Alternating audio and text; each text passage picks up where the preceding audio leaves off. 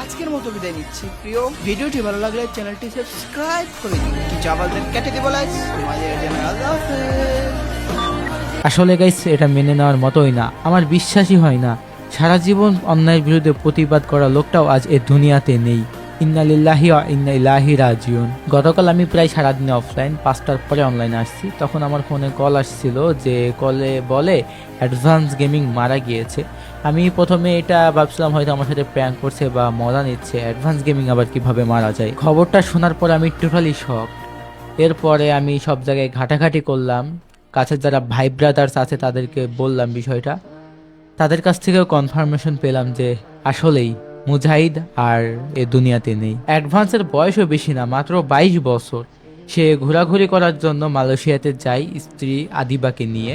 তো ওইখানে এয়ারপোর্ট থেকে যখন আসে, তারপরে গাড়িতে ওঠে, ওই কুয়ালালামপুর যে জায়গাটা, ওই জায়গাটায় আরেকজন, মানে সেও আর্মি, সিভিল আর্মির অফিসারের মধ্যে একজন, ড্রিঙ্কিং করে গাড়ি চালাইছে।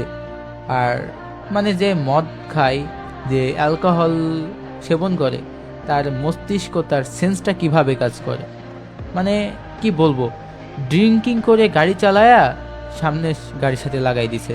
যে গাড়িতে অ্যাডভান্স গেমিং ছিল ওই গাড়ির সাথে সংঘর্ষ হয়েছিল। ইন্টারন্যাশনাল একটা প্রতিবেদনে পোস্ট করা হয়েছে, Kuala Lumpur A 30 years old soldier has been arrested on a suspicion of driving under the influence of alcohol। মানে এইখানে যে অ্যাক্সিডেন্টটা ঘটাইছে তার বয়স 31 বছর, আর সে একজন সোলজার, সে অ্যালকোহল সেবন করে গাড়ি চালাইছে। মানে বুঝতেছো, এটা পড়লে তোমরা বুঝবা।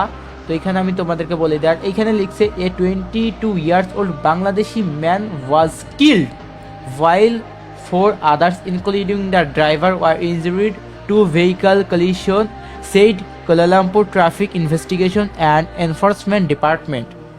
মানে এখানে বলা হয়েছে 22 বছর বাংলাদেশি একজনকে হত্যা করা হয়েছে, ডিরেক্ট কিল্ড। দুইটা গাড়ির সাথে সংঘর্ষের কারণে এখানে 4 জন আহত, ড্রাইভার সহ, এবং অ্যাডভান্স গেমিং এখানে মারা গিয়েছে।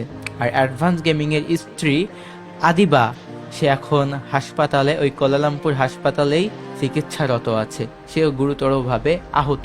গাইস, অ্যাক্সিডেন্টটা হয়েছিল 5:38-এ। আর এখানে লিখছে the offence caries A maximum prison term of 15 years and a fine of up to RM 100K। মানে এখানে তার ম্যাক্সিমাম 15 বছর কারাদণ্ড এবং 30 লক্ষ টাকা অর্থদণ্ড। এইটার বাংলাদেশি টাকায় আসে 30 লক্ষ টাকা। মানুষকে কখন কিভাবে মারা যাবে এটা আসলে আমরা কেউ বলতে পারি না। আজ আমি এই দুনিয়াতে আছি, কাল নাও থাকতে পারি।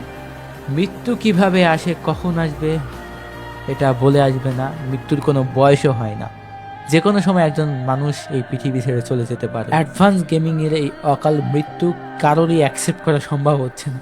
অ্যাকসেপ্ট করবে কিভাবে? তার ভালোবাসার মানুষ 8 লক্ষেরও বেশি, এত এত মানুষ তাকে ভালোবাসে।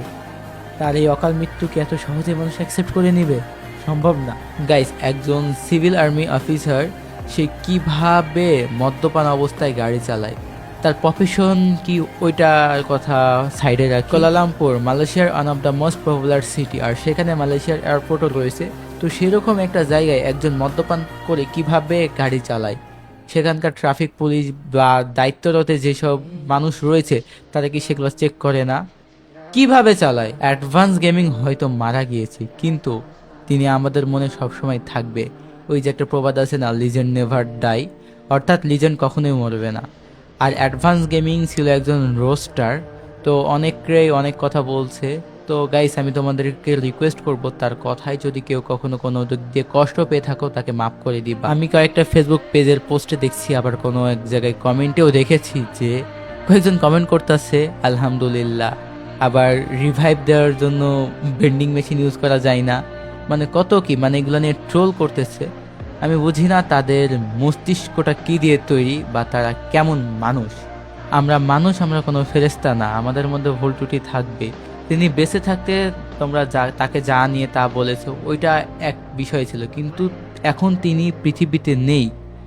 তাই তার উপরে যাদের রাগ আছে বা অভিমান আছে, তারা দয়া করে সেগুলো ক্ষমা করে দিয়েন।